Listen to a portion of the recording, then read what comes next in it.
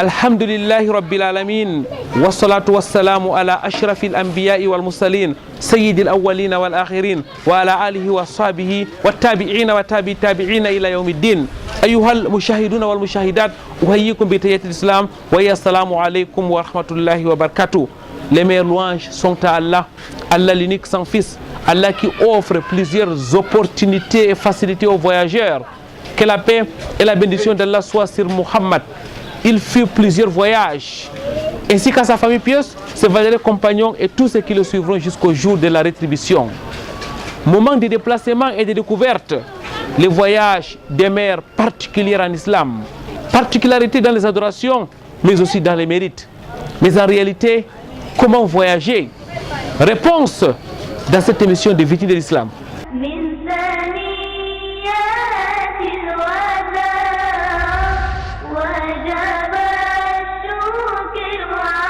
Très chers téléspectateurs, ahlan wa sahlan wa marhaban bikoum. Bienvenue à la mosquée Al-Houda de Bali. Nous sommes à Douala. Bienvenue donc sur ce plateau spécial de votre émission Victimes de l'Islam. Comment voyager ou le voyage vu par le Coran al-Karim et la tradition du prophète Muhammad sallallahu alayhi wa sallam. Ça sera l'objet de votre émission aujourd'hui. Victimes de l'Islam, c'est aussi au cœur de la société et la psalmodie du Saint Al-Qur'an al-Karim. Pour commencer, écoutons et méditons la parole d'Allah, exalté soit-il.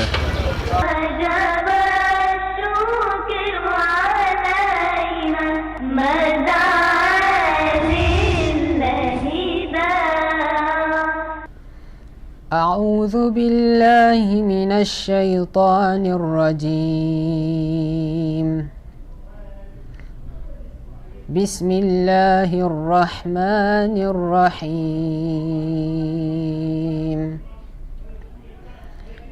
يا أيها الناس اتقوا ربكم الذي خلقكم من نفس واحدة وخلق منها زوجها وبث منهما رجالا كثيرا ونساء واتقوا الله الذي تساءلون به والأرحام إن الله كان عليكم رقيبا. وآتوا اليتامى أموالهم ولا تتبدلوا الخبيث بالطيب ولا تأكلوا أموالهم إلى أموالكم إنه كان حوبا كبيرا. وإن خفتم ألا تقسطوا في اليتامى فانكحوا ما طاب لكم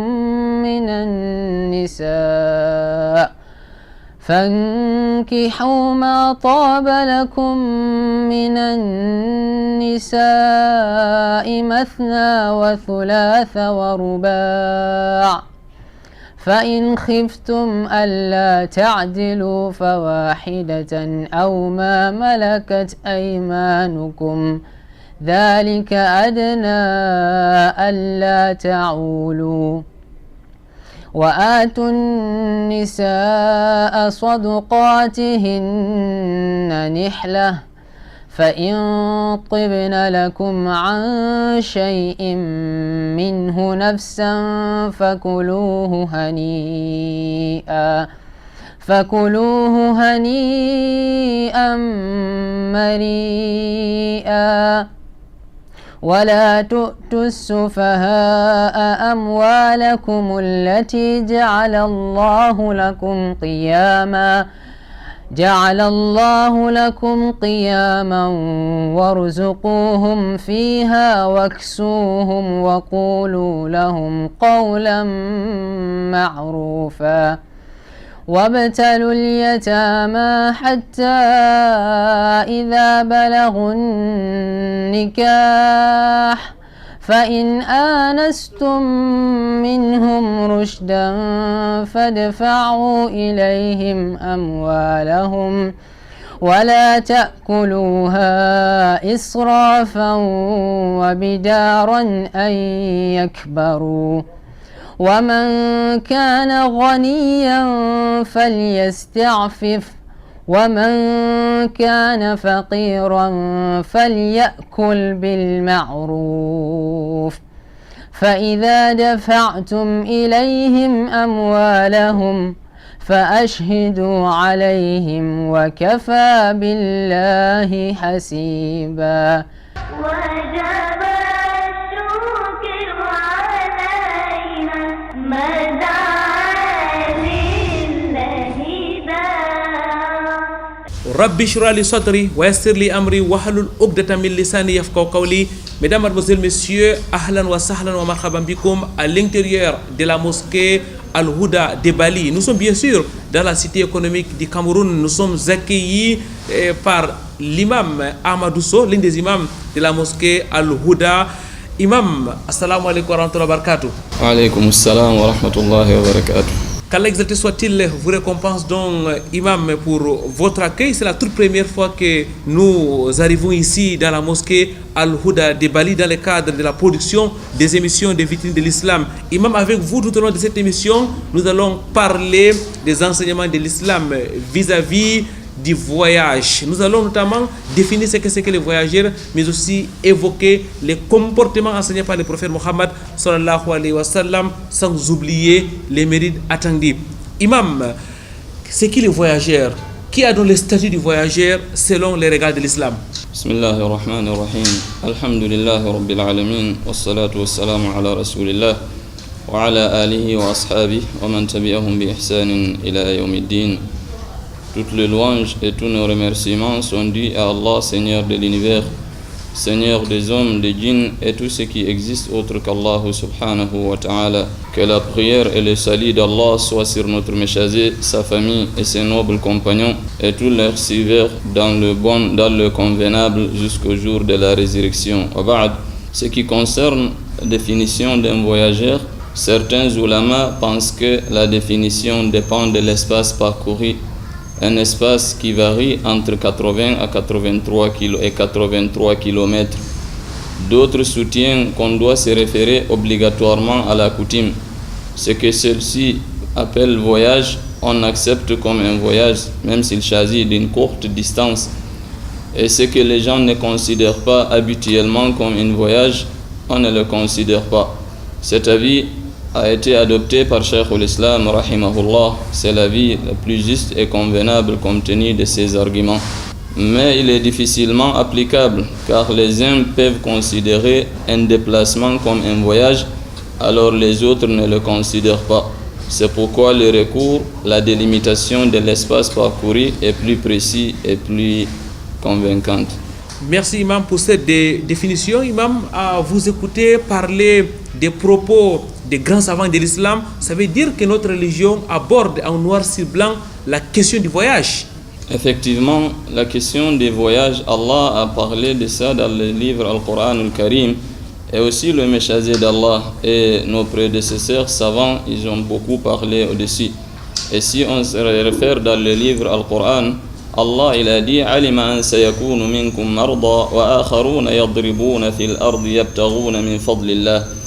Il sait qu'il y aura parmi vous des malades et d'autres voyageront sur la terre et d'autres combattront pour la cause d'Allah. Et dans une autre ayah, Allah tabaraka wa ta'ala il dit wa in kuntum ala safarin wa lam tajidu katiban farihanun maqbuda. Alors le messager d'Allah lui aussi il a parlé dans plusieurs hadiths comme le hadith d'Abu Huraira. Le prophète sallallahu alayhi wa sallam il dit ma min rajulin yakhruju min baytihi illa bi babihi rayatan. Il n'y a personne qui sort de sa maison sans qu'il y ait à côté de sa porte des bannières. Une bannière dans la main d'un ange et une bannière dans la main de Shaitan. S'il sort pour mettre quelque chose dont Allah aime, le malaïka, l'ange va le suivre avec sa bannière et il sera sous la protection d'Allah jusqu'à ce qu'il revienne chez lui à la maison. Mais s'il sort pour mettre quelque chose dont Allah a interdit, pour mettre colère en Allah, et il sera suivi par Shaitan et il sera sous la bannière de Shaitan jusqu'à ce qu'il va revenir chez lui à la maison. C'est pourquoi d'autres ulama aussi, ils ont parlé concernant le voyage On peut dire le voyage en plus, c'est comme une immigration. De quitter à un endroit où telle personne, il ne peut pas adorer Allah convenablement pour aller rester dans un milieu où il peut adorer Allah convenablement. Ou bien voyager pour aller renforcer le lien parental, ou voyager pour aller rendre visite à un ami ou à un frère. Imam, chaque fois qu'on aborde un sujet islamique, on se rend compte que c'est une religion véritablement complète, Imam. Allah exalté soit-il a mentionné à Safar des voyages dans le noble Coran. Le prophète Muhammad sallallahu alayhi wa sallam lui-même était un voyageur, Imam. On doit s'arrêter ici et remarquer véritablement les caractères riches et complets de notre religion, Imam. Le prophète sallallahu alayhi wa sallam, il avait l'habitude de voyager. Tantôt il voyage avec les compagnons, les sahaba ridwanullahi ta'ala alayhim. Tantôt il voyage avec ses époux. C'est pourquoi il a parlé ce qui concerne encore du voyage. Il a donné des mérites et d'avantages d'un voyageur. Il a même indiqué qu'il y a des invocations dont Allah il va exaucer pour celui qui est en déplacement. Et en plus, pour celui qui se déplace pour aller rendre visite à un frère, il y a un hadith que le prophète dit un jour, Allah tabaraka wa ta'ala, il a envoyé un ange. Il y avait un homme qui se déplace pour aller dans une autre cité pour rendre visite à un frère. Allah plaça un ange sur son chemin pour épier son passage. Une fois il arrive, voilà l'ange lui demande, qui veux-tu voir? Il dit, je vais voir un frère à moi dans cette ville. Le malaïka lui demande, as-tu quelque chose pour lui? Ou bien tu gères des entreprises pour lui? Il dit, non, simplement je l'aime pour Allah. Il dit, alors c'est Allah qui m'a envoyé chez toi pour te dire qu'Allah t'a aimé comme tu l'as aimé. Alors il y a beaucoup d'avantages, beaucoup de vertus pour celui qui voyage et il remplit les conditions de voyage. Et nous reviendrons, Imam, sur les avantages et les vertus du voyageur. Imam, je voudrais qu'on reste sur la licéité du voyage. Est-ce que c'est tout voyage qui est permis en islam? Il y a plusieurs types de voyages. Il y a ce qu'on appelle safar al-haram. وأن يسافر لفعل ما حرم الله أو حرمه رسول الله صلى الله عليه وسلم. C'est le fait de voyager pour aller transgresser les limites d'Allah ou enfreigner les interdictions d'Allah. Comme le prophète il dit, Inna Allah farada fara'ida fala tudayyi'uha wa hadda hududan fala tantahikuha wa harrama ashya'a fala tantahikuha. Il dit, Allah vous a prescrit des choses, des obligations, ne les négligez pas. Il vous a tracé des limites, ne les transgressez pas. Il vous a interdit certaines choses, ne les affreignez pas. Alors celui qui voyage pour aller contradire le commandement d'Allah ou aller enfreigner les interdictions d'Allah, c'est un voyage qui n'est pas légal pour un musulman, pour un croyant. C'est ce qu'on appelle safar al-haram. Pour aller voyager, par exemple, payer quelque chose qui n'est pas licite pour aller vendre dans le pays musulman ou vendre dans le pays où la majorité, l'islam n'accepte pas qu'on vende cette chose. Imam, quand vous parlez de quelque chose qui est illicite, de l'achat ou de la vente de quelque chose qui est illicite, vous faites allusion à quoi, par exemple? Allusion à l'alcool? L'alcool, la bière et tout ce que l'islam a interdit. Il y a le prophète, il a dit, ce qu'Allah a interdit de vendre, il a interdit encore de consommer. Et maintenant, pour se déplacer, aller payer des choses et revenir dans le pays musulman, vendre des choses dont Allah n'a pas autorisé, c'est ce qu'on appelle as-safaru al-haram. Ou bien se déplacer pour couper des routes, pour déranger le passager, ainsi de suite. Il y a d'autres façons qu'on appelle as-safaru al-wajib, voyage obligatoire pour aller effectuer le 5e pilier de l'islam pour ceux qui en ont le moins la possibilité, la santé, la sécurité, pour aller faire le pèlerinage. Ça c'est une obligation pour celui qui a le moins. Il y a ce qu'on appelle aussi as-safaru al-mandoub, un voyage qui est légal, qui est permis. Par exemple, aller rendre visite à un frère, aller rendre visite au grand savant, aller renforcer les relations parentales, aller rendre visite à un parent, c'est un safar qui est mubah, ou aller à payer quelque chose qui est licite et revenir vendre ça aux musulmans. Il y a d'autres qu'on appelle safar al-makruh, ça c'est un safar qui est détestable. Les ulama n'ont pas encouragé. Le fait un seul individu, il voyage tout seul. Comme vous savez, dans le péninsule arabe, en ce temps, il n'y avait pas le vol aérien, il n'y avait pas les agences de voyage. Et maintenant, quelqu'un peut quitter à la Mecque pour aller à Médine seul. Et le prophète il dit لو يعلم الناس ما أعلم ما في الوحدة ما أعلم ما سار راكب بليل وحده. Si les gens savaient ce que je sais, ce qui peut arriver à une seule personne qui voyage tout seul, aucun cavalier ne peut se déplacer, ne peut voyager tout seul la nuit. Car si quelqu'un voyage la nuit, quelque chose peut lui arriver. Et s'il voyage seul, un accident ou quelque chose peut lui arriver, il n'y a pas d'autres personnes à côté de lui pour aller l'y amener à l'urgence ou bien pour indiquer qu'il y a quelque chose qui lui est arrivé. Plusieurs types de voyages, mesdames, mademoiselles, messieurs, donc des voyages qui sont interdits lorsque nous allons commettre ce qu'Allah subhanahu wa ta'ala n'a pas permis. Imam, pour les voyages donc qui sont permis, quel est le comportement que les musulmans doivent adopter? Le comportement d'un voyageur avant d'entamer son voyage, c'est aimer d'abord de faire la prière de consultation, demander à Allah concernant son voyage pour lui faciliter ce qui est plus meilleur, et si c'est le contraire, qu'Allah lui facilite ce qui est plus meilleur encore. Ça c'est le premier des choses. Comme Cheikh l'Islam Ibn Taymiyyah il dit ma nadima man istakhara al-khaliq wa shawara al-makhluqin. Jamais je déçus ou regrette celui qui consulte le créateur qui est Allah tabaraka wa ta'ala, et encore il sollicite le conseil des créateurs. Alors celui qui consulte les gens, par exemple s'il veut aller effectuer un voyage, il faut qu'il essaye de demander les gens qui sont doués d'intelligence ou bien des personnes qui connaissent l'endroit où lui-même il peut aller. Ils vont lui donner des conseils. Et le deuxième chose, c'est aimer de voyager surtout les jeudis. Et comme vous savez, dans le pays arabe, le jeudi, le vendredi, c'est un jour férié qu'ils ne font pas le travail. Et c'est le contraire chez nous ici au Cameroun. Nous, c'est le samedi et le dimanche. C'est une façon de dire, on ne dit pas c'est une obligation à un frère de voyager le jeudi. Là, il va regarder son emploi de temps, son programme et demander encore l'avis de son patron s'il travaille pour quelqu'un. Le prophète sallallahu alayhi wa sallam, comme Ubay, il dit لَقَلَّ مَا كَانَ sallallahu alayhi wa sallam يَخْرُجْ إِلَّا يَوْمُ الْخَمِيسِ. C'était rare que le prophète sallallahu alayhi wa sallam sortit un jour autre que le jeudi. Alors c'est aimer de voyager le jeudi. Et en plus pour le voyageur, il faut encore faire les adieux, informer les gens, voilà je vais me déplacer pour aller terre, pour chercher des invocations, pour chercher la bénédiction. C'est arrivé, on a demandé une fois à Anas bin Malik, il dit un jour il y a quelqu'un qui est venu trouver le prophète sallallahu alayhi wa sallam, il dit inni uridu safaran, je vais voyager. Le prophète il dit fazawidni, alors donne-moi des prévisions ou bien donne-moi une bénédiction. Le prophète il dit zawwadaka Allahu taqwa, il dit ajoute-moi encore, il dit wa ghafara dhanbak, Allah pardonne tes péchés, il dit ajoute-moi encore, il dit wa yassara laka al-amra haythu ma kunt, et qu'Allah te facilite par où tu pars. Alors le troisième encore, il y a des invocations pour un voyageur. Avant de voyager, il faut faire des invocations pour demander à Allah. Le prophète sallallahu alayhi wa sallam, quand il montait sur son monture, et il répétait, il disait 3 fois de suite Allahu Akbar, Allahu Akbar, Allahu Akbar, Subhanalladhi sakhara lana hadha wa ma kunna lahu muqrinin. Gloire à celui qui nous a soumis tout cela, alors nous n'étions pas capables de les dominer.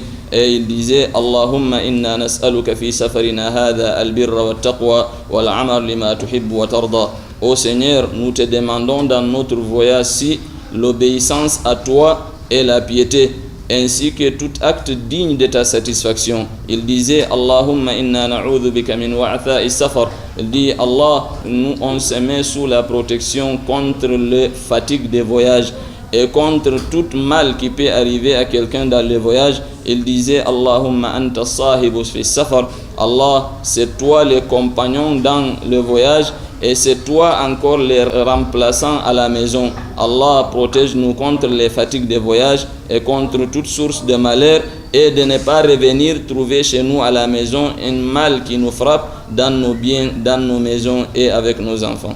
Jazakumullahu khairan imam, barakallahu fik. On voit qu'on doit d'abord préparer les voyages et ensuite il y a des invocations à répéter avant même qu'on ne sorte de chez nous, avant même de prendre la monture. Lorsque vous parlez de la monture, on sait qu'à l'époque du prophète Muhammad sallallahu alayhi wa sallam, c'était pour la plupart des animaux. Et ça veut dire qu'aujourd'hui, si on veut prendre la voiture, si on veut prendre l'avion, si on veut prendre la moto, on peut lire la même invocation?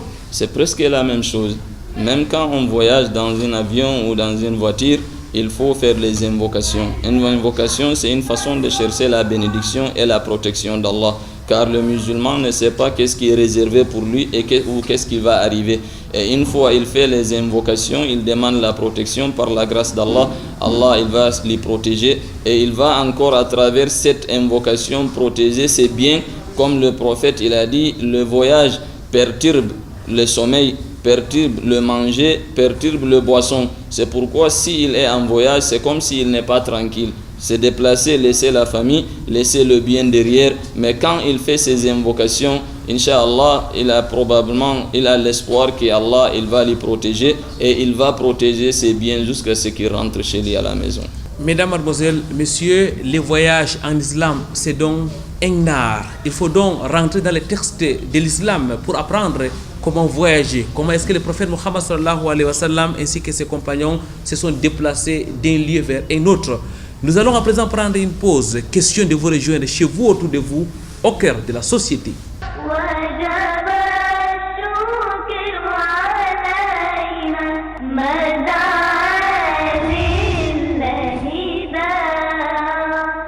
C'est autour du thème « La responsabilité en islam et le management des associations » que l'association des jeunes volontaires pour l'action humanitaire, en abrégé HVA, a organisé son premier séminaire.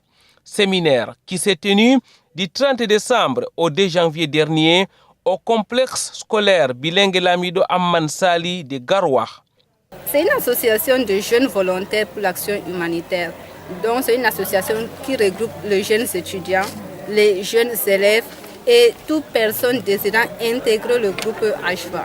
HVA a pour objectif premièrement de promouvoir l'aide humanitaire en vue de contribuer à l'amélioration des conditions de vie de la population. Alhamdoulilah, je suis très satisfaite de ce séminaire parce qu'avant on avait prévu d'enregistrer au minimum 15 séminaristes et alhamdoulilah, et aujourd'hui on se retrouve avec presque 70 séminaristes.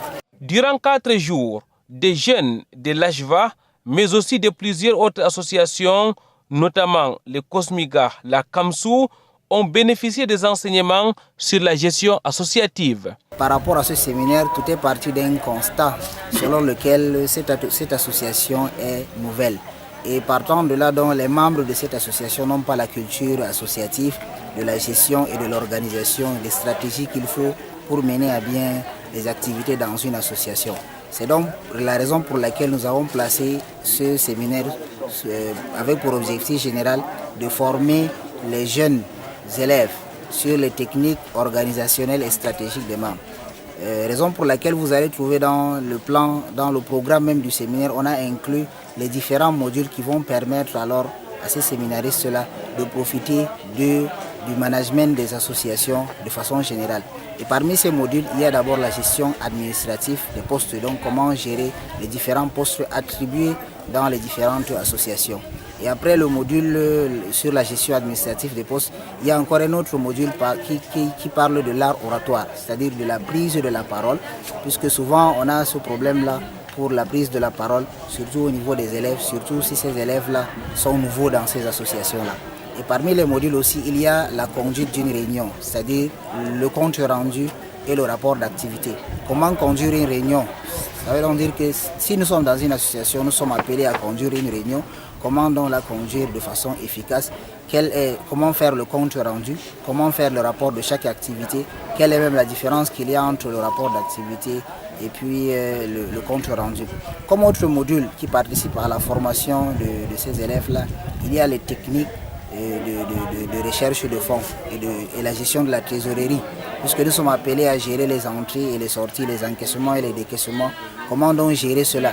Quelles sont les différentes techniques qu'il faut adopter pour mobiliser les fonds? Ça aussi, ça fait partie des modules mentionnés dans le séminaire. Et on a profité aussi pour faire un travail en atelier, c'est-à-dire pour faire les cas pratiques, pour essayer de pratiquer, parce que ces modules-là sont faits de façon théorique. Maintenant, entrer dans la pratique, on a fait des travaux de groupe, on a regroupé les séminaristes en 5 groupes et on a évoqué ces thèmes-là de façon pratique. Ils ont essayé de faire le compte rendu, le rapport d'activité. Ils ont pris la parole pour nous donner leur impression par rapport à l'art oratoire. Des thématiques riches et variées qui ont séduit la soixantaine de participants. Eux qui, après avoir pris leur attestation de formation, expriment leur immense joie. J'ai vraiment bénéficié de plusieurs choses, notamment sur l'art oratoire qui est un problème très récurrent dans notre société d'aujourd'hui. Et aussi, on nous apprend à vivre en société, dans une association, comment gérer. Ce n'est pas seulement dans une association, même dans une entreprise. Donc du coup, ce séminaire est vraiment important. Et je prie vraiment les membres d'Ajva d'organiser très souvent des séminaires de ce genre. J'ai un message à passer à toutes mes sœurs et mes frères aussi de participer, d'intégrer des associations, pas seulement Ajva. Nous avons plusieurs associations dans la ville, pas seulement dans la ville mais dans le pays, d'y participer et de donner leur contribution pour la bonne marche des différentes associations qui existent. Vraiment, ce séminaire a été très enrichissant, très brillant et je peux dire excellent. As a first and a new association, we had a first seminar on the theme responsibility in Islam and the management of association, which was quite nice and impressive. During the seminar, I learned much about like management of administrative posts and the management of treasury too. So my advice is that young men and women or young boys and girls should adhere to at least one Islamic organization because one never knows, you learn much when you are in association. Nous remercions Allah subhanahu wa ta'ala de nous avoir permis de mener à bien toutes ces activités dans le cadre de ces conférences-là, de cette conférence-là. Et je demande à Allah subhanahu wa ta'ala de purifier les intentions des différents membres de cette association qui est l'association, n'est-ce pas, des jeunes pour l'action humanitaire. Créée en avril 2018, l'AJVA, l'association des jeunes volontaires pour l'action humanitaire, vise l'amélioration des conditions de vie des populations. À son actif, l'appui aux familles démunies par la remise des dons alimentaires, l'accompagnement des élèves à travers les paiements des frais de scolarité et autres fournitures, mais aussi des formations à l'endroit des jeunes.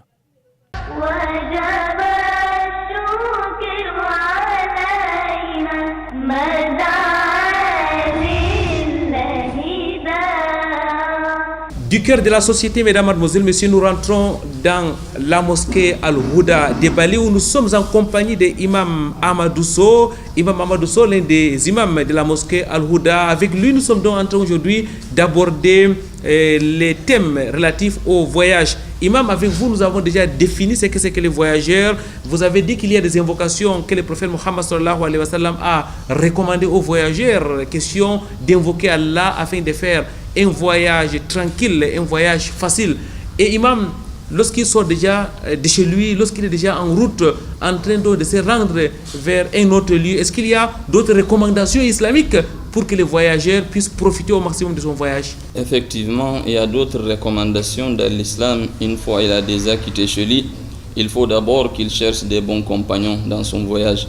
Ça veut dire, c'est pas aimer de voyager tout seul. S'il voyage en groupe, et c'est aimer encore de désigner un chef.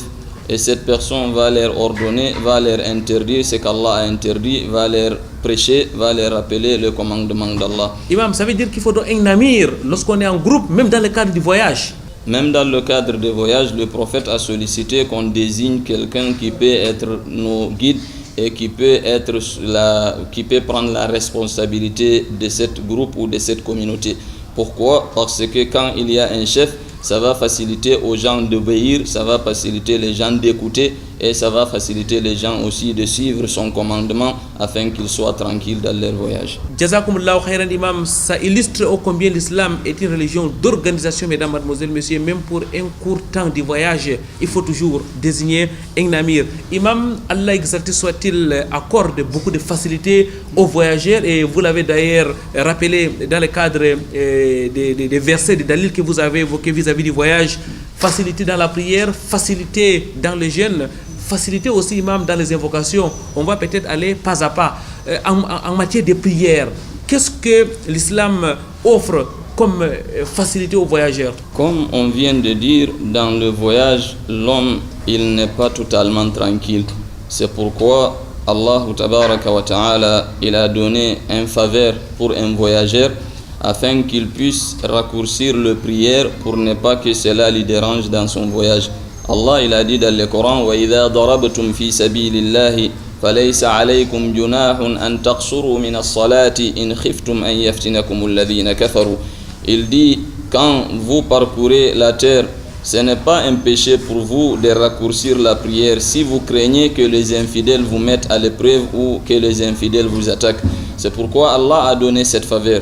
Mais une fois quand les musulmans ont eu la tranquillité, la stabilité, un sahaba il est venu Abu Ya'la, il a dit à Omar ibn al-Khattab, il dit à Omar faqad amina an-nas wal-an. Maintenant les gens sont en sécurité. Pourquoi continuer toujours de raccourcir la prière? Omar il dit faqad a'jabtu mithla ma a'jabta. Je suis étonné de la même façon que toi aussi tu es étonné. Mais moi j'ai demandé le prophète sallallahu alayhi wa sallam ce qui concerne maintenant cet verset. Il a dit sadaqatun tasaddaqallahu biha alaykum faqbalu sadaqatahu. Il dit c'est une aumône dont Allah vous a donné, acceptez l'aumône d'Allah tabaraka wa ta'ala. Alors le musulman s'il est en voyage, c'est permis pour lui de raccourcir la prière quadrilatère, la prière comprise à 4 rak'ah. Lui c'est permis pour lui de diminuer en faisant 2 rak'ah. Comme Anas bin Malik il dit, le prophète sallallahu alayhi wa sallam, à chaque fois quand il sort l'équivalent de thalathatu amyal ou farasikh, yusalli rak'atayn, il faisait toujours 2 rak'ah. Et Ibn Umar il dit, j'ai accompagné le prophète sallallahu alayhi wa sallam durant sa vie jusqu'à il a rendu l'âme. J'ai accompagné Umar, j'ai accompagné Abu Bakr et j'ai accompagné Uthman aussi. Et tous dans leur voyage, ils n'ont jamais fait 4 rak'ah dans leur voyage, ce qui concerne la prière de Zuhur ou la prière de Asr. C'est une facilité qu'Allah a donné cette communauté. Pour celui qui est en voyage, c'est permis pour lui de raccourcir, de diminuer la prière. Imam, on peut donc diminuer la prière de Zuhur à 2, la prière de Asr à 2, la prière de Isha à 2. On laisse la prière de Maghrib et la prière de Fajr telle qu'elle. Mais est-ce qu'on peut aussi jumeler les prières, Imam? C'est permis aussi pour un voyageur de jumeler la prière. Soit il dit fait jam ou taqdim ou jam ou ta'khir. Ça veut dire une fois il fait la prière de Zuhur, après la prière de Zuhur il rentre directement, il fait encore 2 rak'ah pour la prière de Asr. Ou bien il retarde la prière jusqu'à la prière de Asr, il fait encore la prière de Zuhur en même temps la prière de Asr. C'est permis pour un voyageur pendant son voyage. Quelle miséricorde de la part d'Allah exalté soit-il, mesdames, mademoiselles, messieurs, qui permet donc aux voyageurs de jumeler la prière de Zuhur et la prière de Asr, ou la prière de Maghrib et la prière de Isha, en les raccourcissant. Imam, il n'y a pas que la prière qu'Allah exalté soit-il a facilité pour les voyageurs, il y a aussi les jeûnes. Effectivement, les jeûnes aussi, Allah a donné une faveur pour les voyageurs pendant le Ramadan, comme il dit فَمَنْ كَانَ مِنْكُمْ مَرِيضًا أَوْ عَلَى سَفَرٍ فَعِدَّةٌ مِنْ أَيَّامٍ أُخَرَ. Quiconque d'entre vous est malade pendant le mois de Ramadan ou en voyage, qu'il devra jeûner un nombre égal d'autres jours. Ça veut dire pendant qu'il est en voyage, il est permis pour un musulman de manger pendant son voyage, même s'il choisit des mois de Ramadan, et il va compter le nombre de jours qu'il n'a pas jeûné. Une fois il rentre chez lui à la maison, il rembourse car c'est une dette vis-à-vis d'Allah. Et le prophète il dit Fadaynullahi ahaqqu an yuqda. Alors quand il est en voyage, c'est permis pour un musulman pendant le mois de Ramadan de manger pour se tranquilliser dans ce voyage afin de rentrer chez lui. Au-delà de la prière, au-delà du jeûne, Imam, tout à l'heure vous avez dit il y a des invocations qui sont propres aux voyageurs. En général, qu'est-ce que l'islam dit par rapport aux invocations du voyageur qui est dans une situation, vous l'avez dit, très difficile? Les invocations font partie comme des actes d'adoration, comme le prophète il dit ad-du'a huwa al-ibada. Alors Allah a donné une faveur aux voyageurs pour lui accepter ces invocations. Dans le hadith, Abu Huraira radiyallahu anhu il dit Thalathu da'watin mustajaba la shakka fihin. 3 invocations sont exaucées sans aucun doute. Parmi ces invocations, il dit Da'watu al-musafir, les invocations du voyageur, les invocations de l'opprimé, les invocations du géniteur contre son enfant ou en faveur de son enfant. C'est pourquoi si quelqu'un est en voyage, il y a un hadith que certains savants ils n'ont pas authentifié cet hadith. Un jour, Omar ibn al-Khattab il a demandé au prophète sallallahu alayhi wa sallam une permission de voyager pour aller faire le petit pèlerinage. Le prophète il a dit dans cet hadith La tansana min salih du'aik faut pas nous oublier dans tes bonnes invocations. C'est pas un hadith authentifié par les savants, mais ça va nous dire quoi? Si quelqu'un il est en voyage, Allah il va accepter son invocation. Alors celui qui est en voyage, il faut qu'il profite beaucoup de demander à Allah, il se paie dans son voyage, son invocation sera exaucée. Il y a donc beaucoup de bonus qu'Allah exalté soit-il accorde aux voyageurs, imam. La grâce d'Allah exalté soit-il, c'est la communauté musulmane. Effectivement, il y a beaucoup de bonus, il y a beaucoup d'avantages, il y a beaucoup de vertus. Allah, il a donné beaucoup de moyens concernant les musulmans et concernant ceux qui se déplacent dans le sentier d'Allah. Et celui qui est sous couvert d'Allah, tabaraka wa ta'ala, Allah, il va l'y accepter.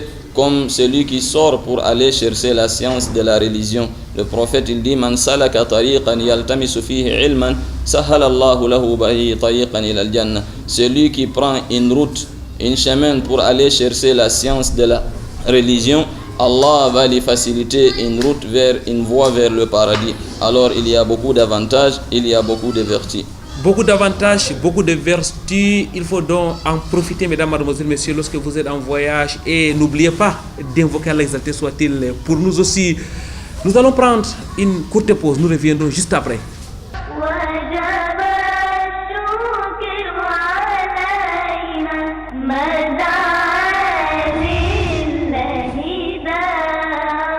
Le Centre culturel linguistique islamique à Raouda célèbre ses lauréats. Le dimanche 2 décembre 2018, la salle de conférence de pêche et développement maritime de Mbopi a servi de cadre pour cet événement. Au total, 27 lauréats du CEP et 3 du BEPC arabe ont reçu leur parchemin dans une joie manifeste. Je remercie Allah qui m'a gratifié et qui m'a donné cet honneur. Et je remercie mes parents aussi qui m'ont soutenu et qui m'ont épaulé. Je remercie aussi tous les encadreurs et nos enseignants, spécialement le directeur de notre centre, Imam Ali Baero, qui a fait tous ces efforts pour qu'on atteigne ce niveau. La remise de ce diplôme, nous étudiants, on a été très fiers. On a été très fiers, pourquoi? Parce que je pense que Oustaz lui-même, Imam Ali Baero, il a atteint ses objectifs. Son objectif, c'est lui d'amener les étudiants qui étudient les sciences mondaines à s'intéresser à la religion. Et nous nous sommes intéressés, alhamdoulilah. Ce diplôme-là, ce n'est pas un examen compliqué, tout le monde peut venir et le centre est ouvert à tout le monde comme Oustaz lui-même il a dit. Ce n'est pas facile à trouver qu'un enfant qui décide, il faut avoir à retirer le Coran sur la tête, beaucoup de hadiths. Voilà, ça me plaît beaucoup et je souhaite tous les enfants de musulmans avoir le courage à trouver cette solution. Au lieu de dormir au quartier, au lieu de perdre le temps, aller chercher la route de Dieu avec Mohammed sallallahu alayhi wa sallam. C'est sous le prisme de la coopération de l'université Al-Azhar et le Cameroun que cette initiative a pris corps. Pour magnifier cette cérémonie, le représentant de l'ambassade de l'Égypte et d'autres invités de marque ont pris part à cette remise de diplômes. رسالة الأزهر الشريف مبنية على الوسطية. وسطية المنهج على اليسر وعلى أن يكون الناس كما أراد الله عز وجل وكما أراد حبيبه محمد صلى الله عليه وسلم أن يكونوا أمة واحدة مجتمعين لا شدة ولا إفراط ولا تفريط. فهذا هو منهج الأزهر الشريف، هو منهج السعي في أن يكون الناس على الوسطية واليسر وسماحة الإسلام ومعرفة الدين الصحيح الذي ليس فيه شدة ولا عنف. C'est quelque chose qu'on doit fortement encourager afin que les enfants puissent continuer dans ce sens, pour qu'ils puissent acquérir le savoir afin d'adorer Allah, pour qu'il y aura encore la stabilité et aussi la solidarité au sein de la communauté. Les organisateurs se disent réjouis et invitent les uns et les autres à prendre part aux examens futurs. Nous sommes donc à l'apothéose de cette cérémonie de remise des diplômes, n'est-ce pas, arabes, CP arabe précisément et BPC dans la ville de Douala et Déa. nos sentiments sont les meilleurs et alhamdulillah, nous sommes plus remontés et boostés pour pouvoir continuer dans cette même lancée, encourager les parents, envoyer les enfants, encourager les jeunes. Nous avons constaté ici que la science n'a pas d'âge et chacun peut s'organiser à son niveau, qui veut peu comme on le dit. Donc à tout un chacun, n'est-ce pas, de faire l'effort, n'est-ce pas, de mieux connaître sa religion afin, n'est-ce pas, de ne pas être surpris demain. Et être également un bon citoyen, parce qu'un bon citoyen, c'est celui-là qui connaît, n'est-ce pas, au moins quelque chose de sa religion afin d'être, n'est-ce pas, utile dans la société. Inch'Allah ta'ala, on promet ta'ala, pour les jours à venir de bonnes choses ta'ala, par rapport à la suite de l'enseignement ici dans la ville de Douala et pourquoi pas dans notre cher beau pays qui est le Cameroun. Au sortir de cette cérémonie, la joie était perceptible sur le visage des heureux élus. Qu'Allah bénisse les acquis.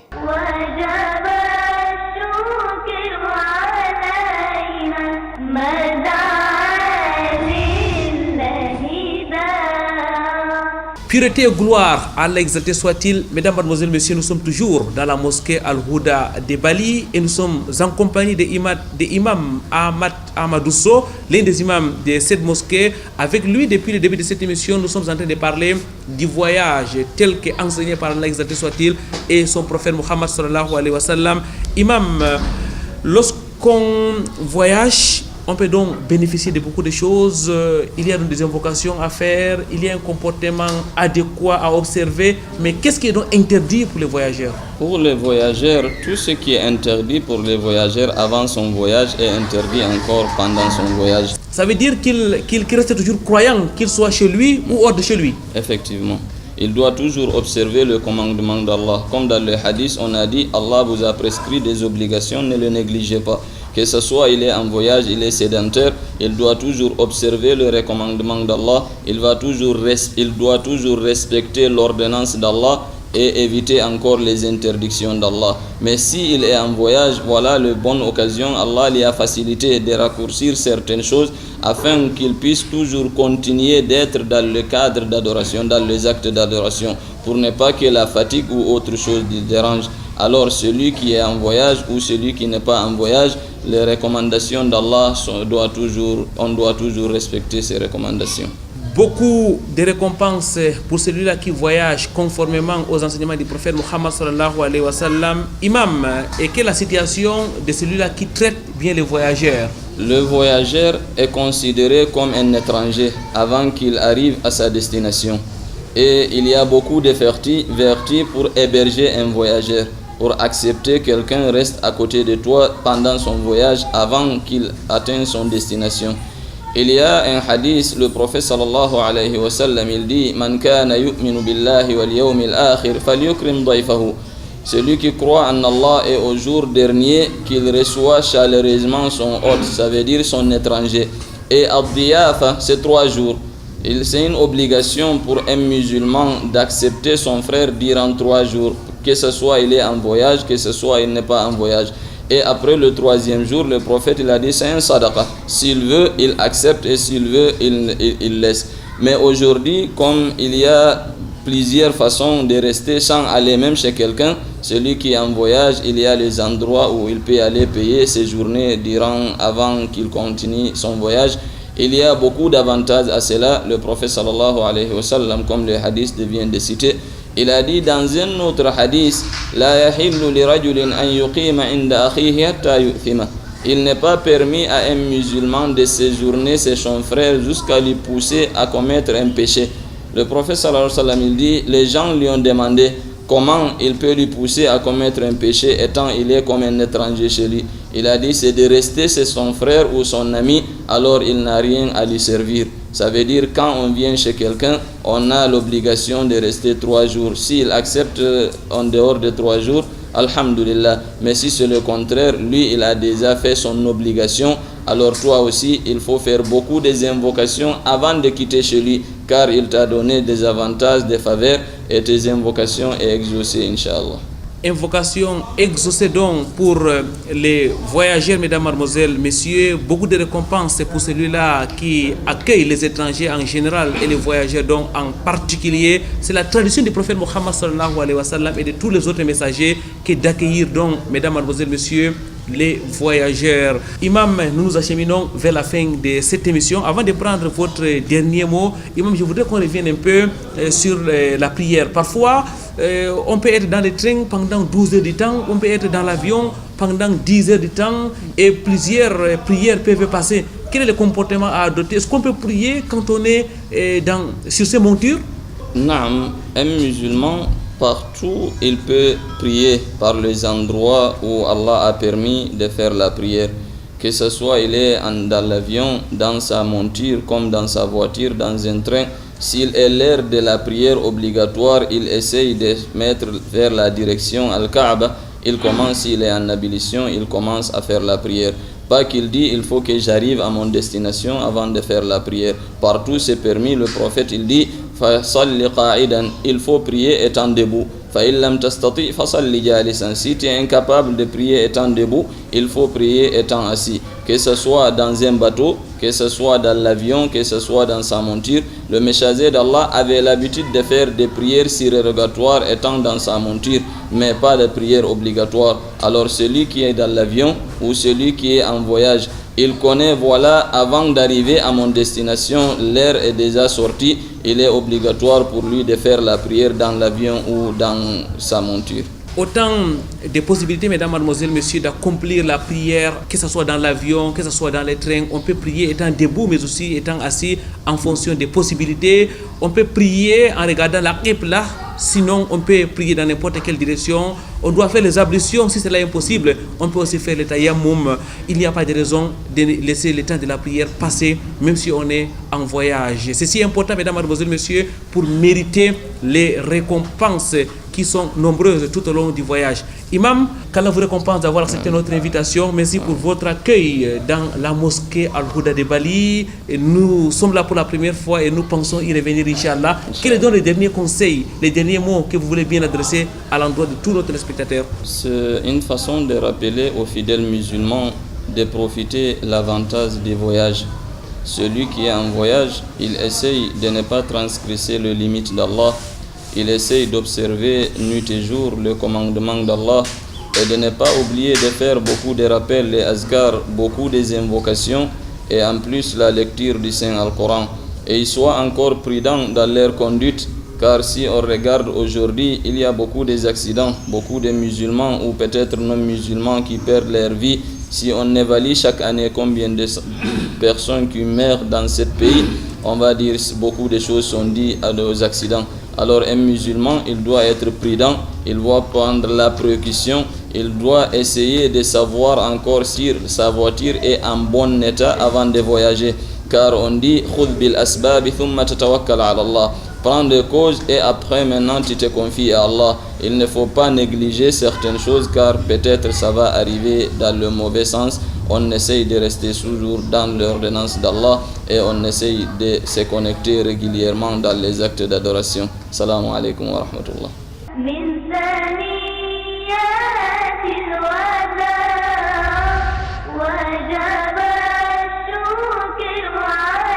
Mesdames, mademoiselles, messieurs, nous arrivons pratiquement à la fin de cette émission et nous vous disons merci pour votre aimable attention. Merci aux dirigeants de la mosquée Al-Houda qui nous ont permis de produire cette émission. Merci particulièrement à notre invité, Imam Ahmadou Sow. Merci aussi à la grande équipe de votre émission Victime de l'Islam qui s'est mobilisée, notamment Calvin Tekam et Ousmane.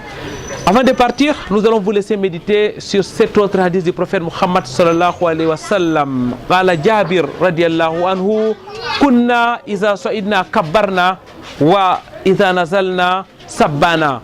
Qala Jabir radiyallahu anhu, kunna iza sa'idna kabbarna wa iza nazalna sabbana. Jabir radiyallahu anhu dit donc à l'époque du prophète Muhammad sallallahu alayhi wa sallam, lors des voyages, nous disions pendant les montées Allahu Akbar, Allah est le plus grand, et pendant les descentes Subhanallah, gloire à Allah.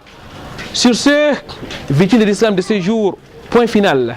Nous nous donnons rendez-vous vendredi prochain lorsqu'il sera 16h30 heure du Cameroun, mais aussi à 6h30 le samedi dans le cas de la rediffusion. Subhanakallahumma wa bihamdik. نشهد أن لا إله إلا أنت نستغفرك ونتوب إليك والسلام عليكم ورحمة الله وبركاته. الله أكبر الله